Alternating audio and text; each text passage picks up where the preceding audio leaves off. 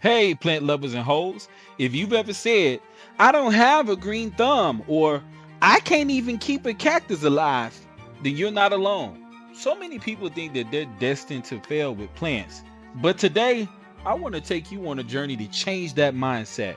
By the end of this video, you'll realize that it's not about having a green thumb, it's about finding the right plant for you.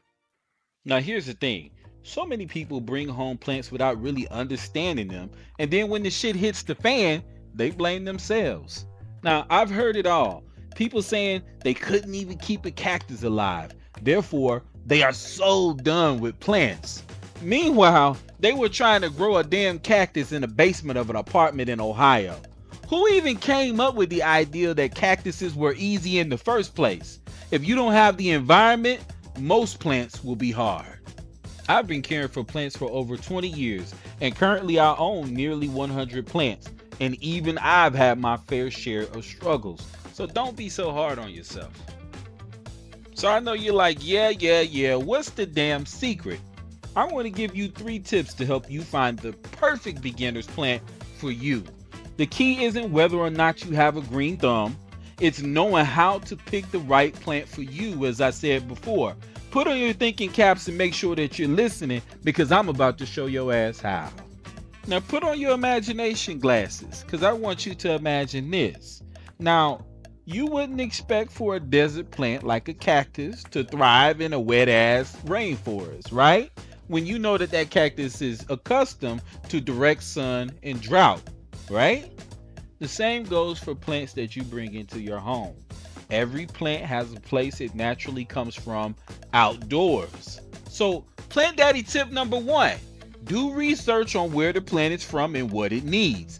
Because I'm sad to report to y'all, there are no plants that originate from a dark ass corner of a house or a windowless office.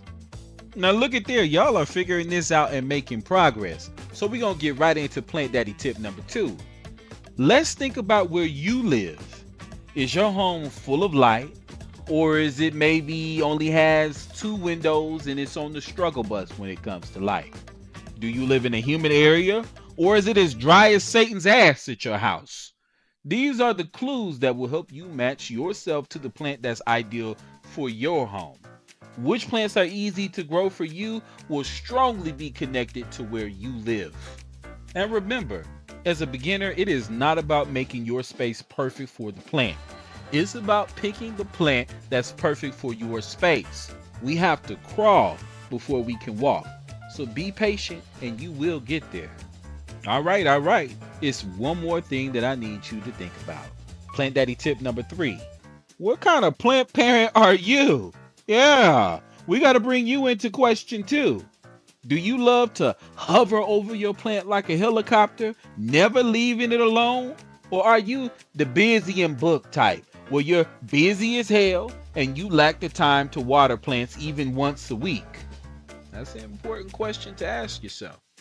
I say this because plants have personalities too. Some, like ferns, love attention and will drop dead the moment that you even think about missing a watering. Others, like snake plants, thrive with very little attention and could give a fuck less if you are outside the country this week. It'll be there when you get back, unbothered. Okay. So here's what we discovered today. It's not about having a green thumb. Throw that shit out the window. It's about putting on your damn thinking cap and understanding where your plant comes from, which means Google, get your ass on the internet, figure out what it needs, and then also understanding the environment that you live in, because the place where you're bringing this plant is going to have a huge effect on how the plant does. And last but not least, what kind of care are you ready to give? Because there's a such thing as too much or too little when it comes to just about every single plant. All right, now because Plant Daddy loves his plant lovers and hoes so much, I've got a gift for you guys. I'm going to show you 5 of my favorite beginner-friendly plants that fit specific lifestyles and environments. Get ready. Coming in at the number 5 spot, the cast iron plant. This is one that people don't mention often, and it has that name for a reason, because it's virtually indestructible. It thrives in low light and can survive irregular waterings. But be careful. The number one cause of houseplant death is overwatering. Overwatering is not about how much water you place on your plant. It is about how long the plant sits in wet soil.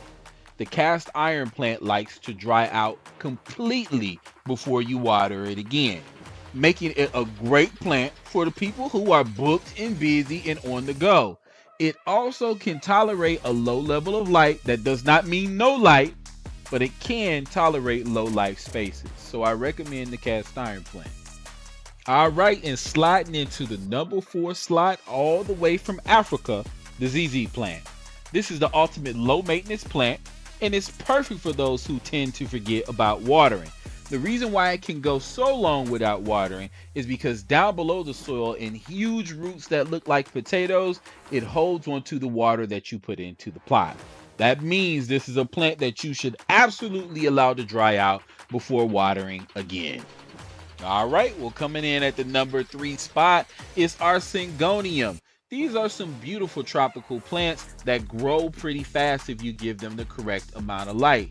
This is also a plant that I recommend for my helicopter parents, the ones who can't leave shit alone.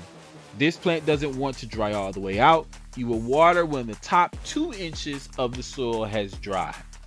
All right, coming in at the number 2 spot, a plant that we've seen at grandma's house or you've seen somewhere in an office, and there's a reason for that. The snake plant is tough as nails and is tolerant of low light and drought. It's a perfect match for people who are booked and busy. You want to let this plant dry out completely before you water again because those really thick succulent leaves hold a lot of water. I have snake plants that honestly I haven't watered in over a month and they are happy. You know that this plant is thirsty, however, when the leaves start to look slightly wrinkled down towards the base. Now, the snake plant family is huge. There are a lot of varieties outside of your grandma's plain old green snake plant, so look around and find one that's good for you. All right, coming in at the number 1 spot, the Pothos. This is the grandfather of all beginner plants. You cannot go wrong with the Pothos. That's because it's adaptable to almost any condition and it's good at telling you when it needs water by drooping its leaves. I call that the plant's love language. Now, there are lots of plants in the Pothos family, which means you are bound to find one that you like. These are plants that can tolerate low light. However, remember, when a plant says it tolerates low light, that does not mean it'll do its best. Most plants will grow slower, and in the case of the Pothos, the leaves will become smaller and it will need water less often if it's in a darker area. However, in bright light, your plant will grow like a weed and have larger leaves. So you see, it's not about struggling to keep a plant alive. It's about finding the right plant for you, which is what I've been saying all along. Whether you're a hands-on or hands-off plant parent, there's a perfect plant out there for your space.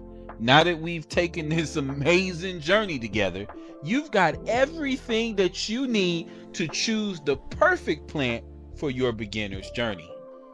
All right, so you have completed the first part of this beginner series with Plant Daddy. I hope you've enjoyed what you've discovered with me today.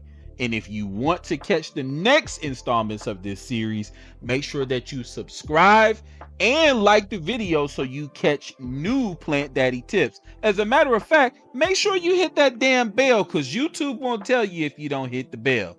And as always, if you have any questions or need help picking your next plant, drop them down in the comments section. Until then, thank me later.